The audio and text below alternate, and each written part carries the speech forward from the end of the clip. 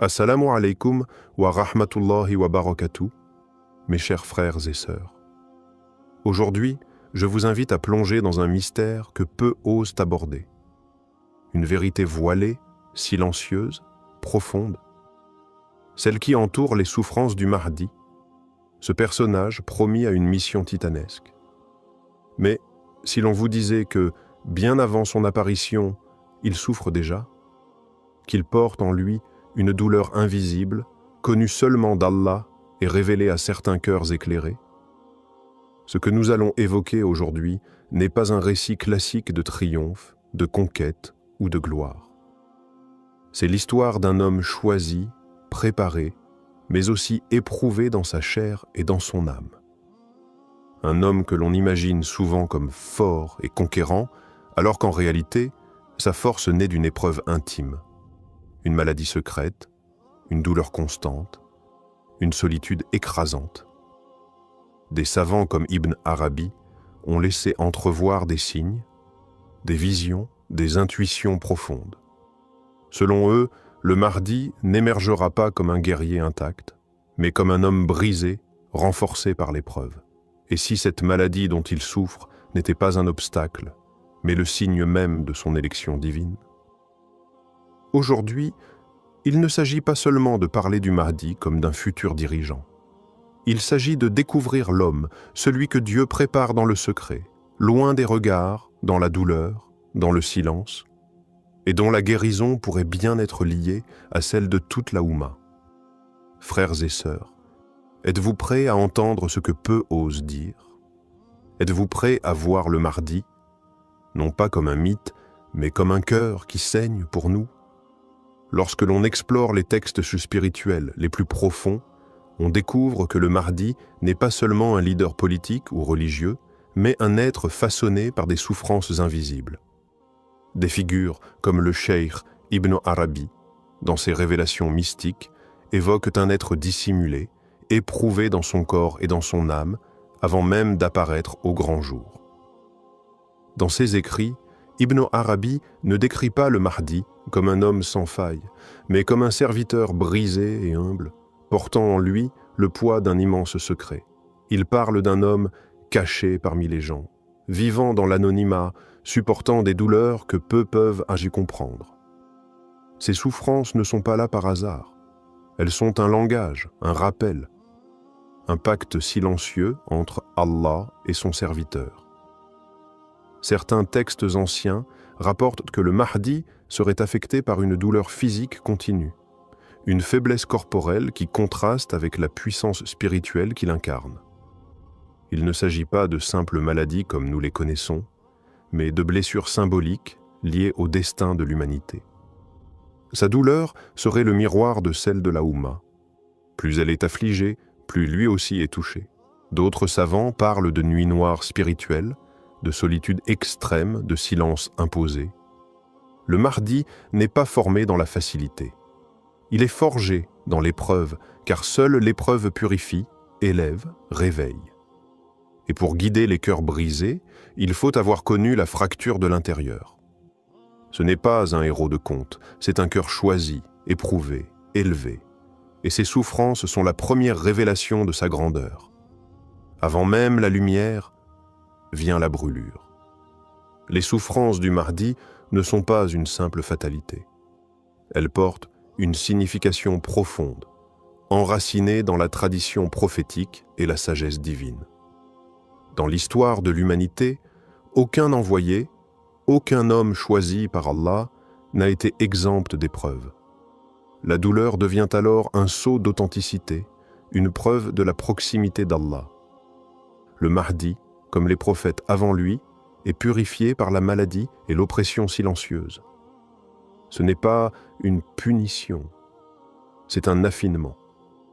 Allah façonne ainsi ses élus, en brisant leurs attachements à ce bas monde, en les rendant entièrement dépendants de lui. Chaque douleur ressentie par le Mahdi l'arrache un peu plus à la dunya et l'élève vers l'invisible.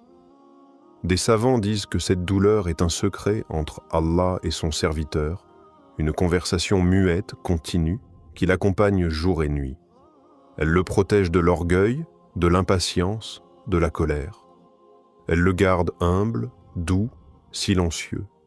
Elle le pousse à se réfugier dans la prière, dans l'invocation, dans les larmes. C'est dans cette intimité spirituelle, loin des hommes, que le Mahdi est préparé.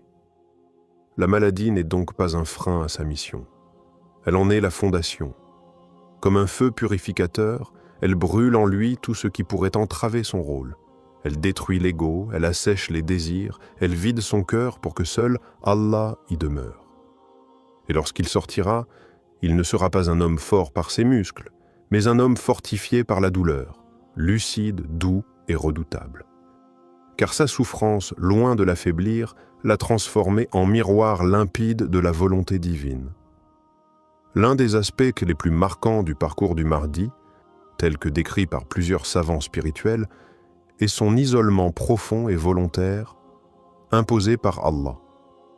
Cet isolement n'est pas une fuite. C'est un ordre divin, une nécessité pour forger un être capable de supporter la lumière et le poids d'une mission planétaire. Comme Moussa a été retiré du peuple pendant 40 nuits, comme le prophète Muhammad a été isolé dans la grotte de Hira, le Mahdi est tenu à l'écart, loin du tumulte, loin des regards.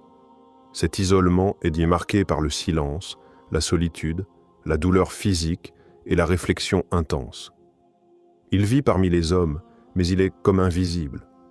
Allah l'a caché, non par peur, mais par sagesse. Il ne doit pas être contaminé par les passions de ce monde. Chaque jour, il observe, il pleure, il patiente.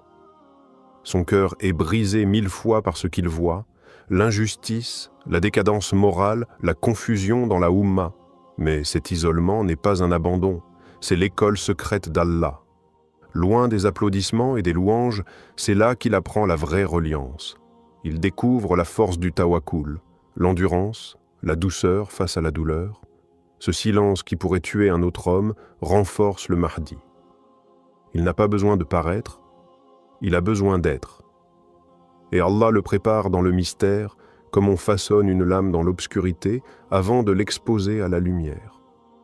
C'est dans ce vide apparent que la grandeur du Mahdi prend forme, doucement, mais inévitablement.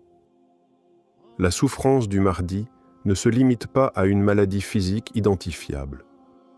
Elle est bien plus profonde, intérieure, subtile, invisible aux yeux du monde.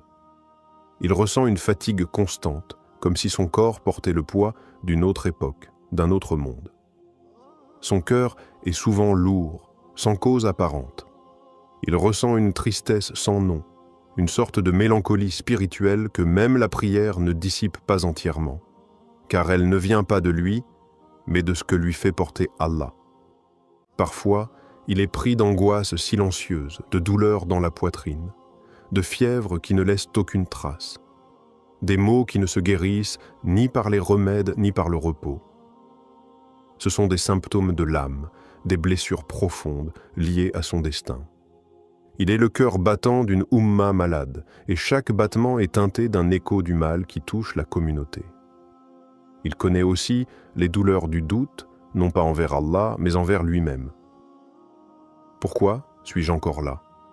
Pourquoi suis-je celui qui doit porter ce fardeau? Il pleure parfois seul, dans la nuit, en se sentant indigne.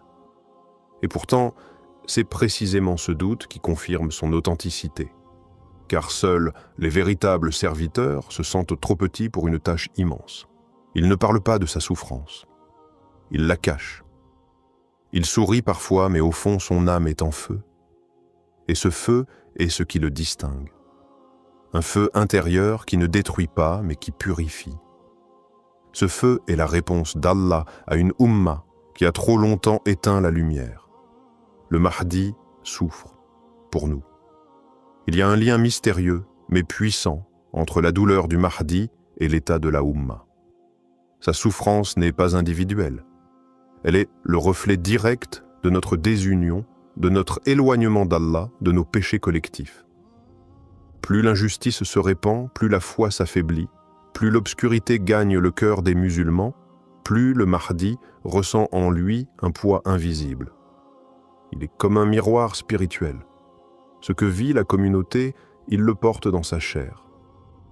chaque larme d'un orphelin abandonné, chaque oppression vécue par un musulman, chaque mosquée profanée, résonne en lui comme une blessure ouverte. Il ressent tout cela avec une intensité que personne ne peut comprendre. Allah a placé en lui une sensibilité spirituelle hors norme, afin qu'il soit capable de représenter, par sa propre douleur, les maux profonds de toute une nation. Mais cette souffrance n'est pas vaine. Elle est le prélude au réveil. Elle est comme les premières secousses avant la délivrance. Car quand la douleur atteint son apogée, quand l'injustice devient insupportable, le Mahdi est alors prêt à apparaître. Sa guérison viendra avec le réveil des cœurs, avec le retour vers Allah, avec l'unité retrouvée. Plus encore, c'est notre retour sincère qui soulagera sa douleur. Car Allah ne l'a pas envoyé pour marcher seul, mais pour guider ceux qui veulent revenir. Si la Ummah guérit, lui aussi guérira. Si elle se lève, lui aussi se relèvera. Son mal est notre miroir, et sa lumière, Inch'Allah, viendra de notre Tauba. Frères et sœurs, il est temps d'ouvrir les yeux. Le Mahdi ne viendra pas comme un héros de fiction, fort, inébranlable, célébré dès son arrivée. Non. Il surgira blessé, silencieux, marqué par les années d'attente et de douleur. Il sera celui qui a pleuré pour nous avant même qu'on pense à lui. Et si nous ne réalisons pas cela maintenant, nous risquons de ne pas le reconnaître quand il apparaîtra. Il est celui dont la souffrance nous accuse. Car tant que nous restons divisés, tant que nous vivons loin d'Allah, tant que l'injustice règne parmi nous, il ne peut pas être soulagé. Il est comme suspendu dans le temps, attendant que la Oumma réponde à l'appel divin. Il n'est pas en pause, il est en préparation. Et chaque jour qui passe sans réforme est une journée de plus où il endure pour nous. Il ne cherche ni gloire ni pouvoir. Ce qu'il veut, c'est une communauté debout, une nation réconciliée avec son Créateur, des cœurs vivants qui ne suivent que la vérité. Mais cette vision ne se réalisera pas par magie. Elle commence avec chacun d'entre nous, car notre changement, aussi petit soit-il, soulage un peu de son fardeau. Frères et sœurs, le Mahdi n'est pas un mythe. Il est réel. Et il souffre peut-être en ce moment, quelque part, dans le silence, attendant qu'Allah lui dise « Sors ». Mais avant ce moment, posons-nous cette question sincère. Sommes-nous prêts à le suivre? Ou serons-nous ceux qui l'ignoreront, trop occupés par ce bas monde? Ne le laissons pas porter seul la douleur du monde. Réveillons-nous, relevons-nous, revenons à Allah. Car c'est en guérissant notre propre cœur que nous hâterons par sa permission la guérison